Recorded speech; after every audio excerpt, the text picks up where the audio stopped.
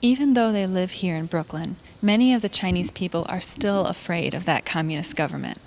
With the help of Father Peter Cao, a Vietnamese priest who ministers to the Chinese congregation, I sought out several of the Chinese parishioners here at Our Lady of Perpetual Help.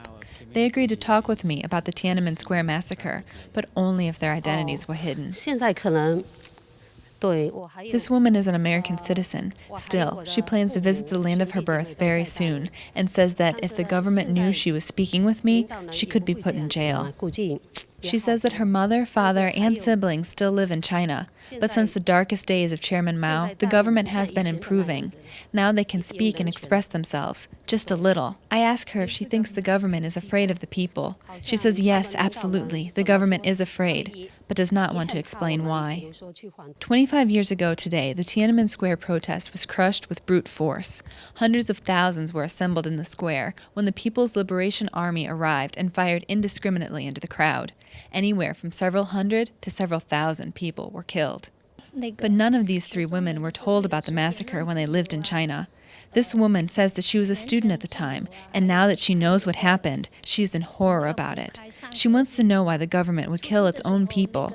She says that we can never forget what happened. Just a month ago, fears of a government crackdown were reignited. This time, the target is Christianity. In Wenzhou, called China's Jerusalem, an 100,000-square-foot church was razed. Dozens of others have been told to remove their crosses or threatened with demolition. On Friday, President Xi Jinping ordered tighter communist control of religion.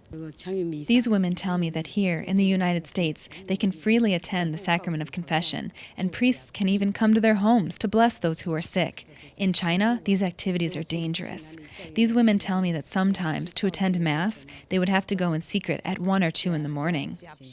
This woman says that in the last 25 years, the government has improved slightly, but people are still denied their human rights. A student that she knows was put in jail and beaten after posting words against the government online. I spoke with these women right after a morning Mass here at Our Lady of Perpetual Help, and they all told me that they're happy to live in the United States, where they can freely practice their faith. Reporting for Currents from Sunset Park, I'm Katie Breidenbach.